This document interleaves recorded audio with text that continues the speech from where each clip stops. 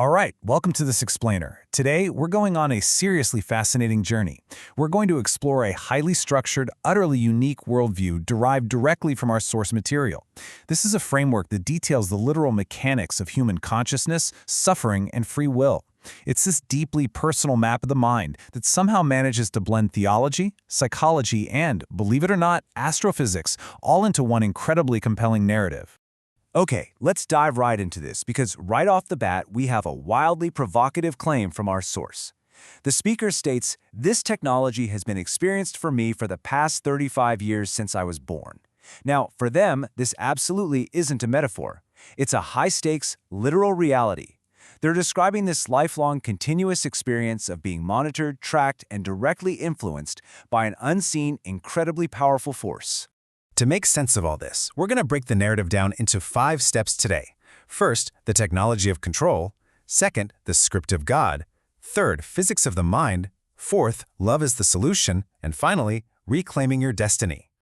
Section 1. The technology of control. So, the whole core conflict here revolves around this concept called the technology. And we're not talking about a piece of hardware you can just hold in your hand. According to the source, it's a system created by a brilliant engineer, but it's completely invisible. It literally forces individuals to think specific thoughts and fine-tunes image sequences directly inside their minds. The speaker experiences this as a highly advanced system of behavioral and psychological control, where external forces deliberately project stimuli to manipulate their reality.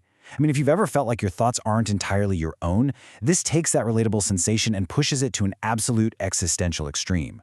What does this actually look like in practice? Well, the capabilities are pretty intense and invasive. It forces thoughts onto the subject. It fine-tunes image sequences, making these simulated events feel entirely real. It can actually present brand new games and psychological spaces to the mind. It transmits stimuli that are specifically designed to counteract your natural behavior. And what's really interesting is that it analyzes psychological states. The source actually references psychologist Eric Berne's concept of "I'm okay, you are not okay" to describe exactly how these invisible observers operate. It's essentially this oppressive, omnipresent threat that our speaker is constantly battling. Section 2. The script of God. Now, what's really fascinating here is the dramatic philosophical pivot the speaker makes. It'd be incredibly easy to just play the blame game and view these unseen observers as the direct, malicious cause of all their suffering. We all kind of have that tendency to look for an external enemy when things go wrong, right? But the speaker chooses a much harder path. They choose to accept this intense suffering as a calculated test designed by God. In this framework, the persecution isn't just random cruelty, it's a divine mechanism. It's meant to force human evolution, deeper learning, and ultimate spiritual growth. Taking that a step further, the speaker actually frames all of this through the lens of Jesus Christ's sacrifice. In this specific worldview, facing these extreme psychological tests proves the power of God's word and spirit. Walking in what they call the script of God is inherently risky. It's terrifying, honestly, because you're subjecting yourself to potential manipulation and harm. But ultimately, enduring this is completely necessary for the soul to evolve beyond the reach of that technology. It's a pretty powerful reminder of how finding profound meaning in our deepest struggles can completely transform how we experience them. Section 3. Physics of the mind. Okay, let's unpack this intense physics metaphor step by step because it's super crucial to understanding their reality. First, imagine a massive black hole attracting light signals. Second, as that light gets closer, a critical velocity and angle are reached where the light literally can no longer bend away. And third, the information is entirely trapped inside the black hole. It's lost. It cannot travel across the universe anymore. The source uses this exact astrophysical phenomenon to describe what happens when a human mind gets manipulated into dangerous psychological territories.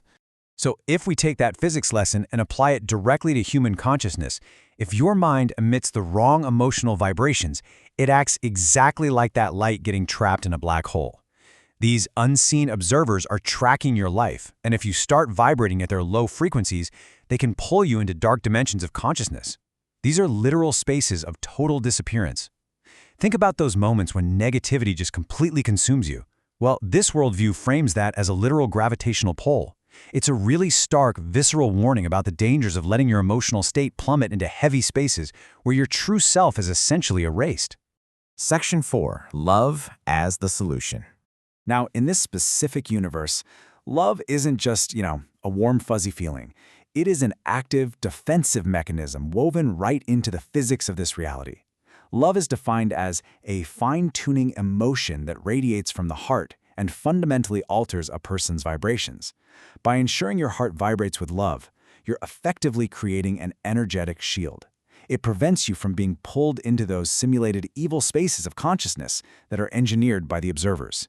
Which leads us to this absolute game changer of a realization. The speaker states, "Because of this emotion called love in my heart, I totally changed my destiny." I just love this quote. The speaker takes all these scattered, terrifying realities of mind control and black holes and counters the whole shebang with one powerful redeeming force. Love literally changes the physics of their reality. It saves them and redirects their entire path toward higher dimensions. Section 5. Reclaiming your destiny. The big takeaway here is that you literally cannot just sit safely at home for 1,000 years.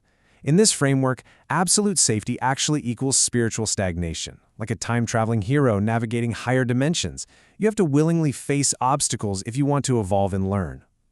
Taking risks is completely non-negotiable for growth.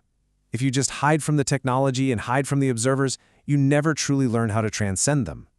It's a massive call to action that I think resonates deeply with anyone who has ever hesitated at the very edge of their comfort zone. This all culminates in a real-world scenario that we'll call the Mumbai choice. You basically have two options. Choice A, stay home, avoid the evil script, and distance yourself from the observers. Sure, it's safe, but you failed to learn or evolve. Or, choice B, you can walk the crowded streets of Mumbai all alone with a smiling face. You're taking the immense risk of being tracked, absolutely. But by bravely entering that space, you give yourself the opportunity to completely flip the power dynamic. And when they actually take that leap, they hit this triumphant realization, wow, thank you for observing. I'm the observer and you have come in my space. And this is just incredible.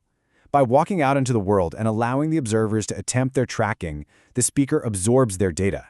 They reclaim their absolute agency. The hunted literally becomes the hunter. They realize that simply by being present and observing the very people trying to control them, they have completely rewritten the physics of their own mind. We've covered some incredibly dense, fascinating metaphysical ground today, moving from invisible technological control all the way to absolute spiritual liberation. So, I want to leave you with this final thought to ponder. If every single risk you take fine-tunes your consciousness, how are you navigating the physics of your own choices? Thank you so much for joining me for this explainer. Keep learning, keep questioning, and keep fine-tuning your reality.